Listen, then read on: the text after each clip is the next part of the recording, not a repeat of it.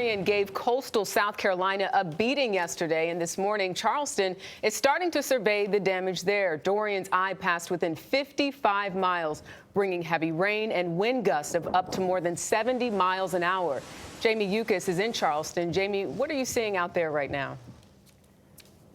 We're in historic downtown Charleston, and what I'm seeing is that these streets yesterday during flash flooding were covered with water. Now you just see the remnants of it today. That's the good news. The bad news is all the debris in this area. You see trees like this. There are limbs all throughout the area on roadways, so people are having to clean that up. The other problem is a number of street signs and utility poles are either bent or in the roadway, so workers are going to be working to get those back up before cleanup is completed. I can tell you that there was so much rain yesterday. It came down very, very hard.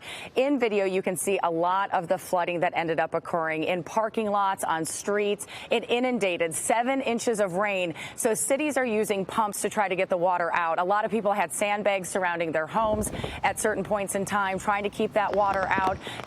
They did a pretty good job. It wasn't as bad as people thought it was going to be. Winds also a big problem. We saw gusts in this area up to 70 miles per hour. That's why you had those trees, those utility poles, and power lines come down. Just to the north of here, there were a number of tornadoes that happened in Little River and in Myrtle Beach, knocking homes.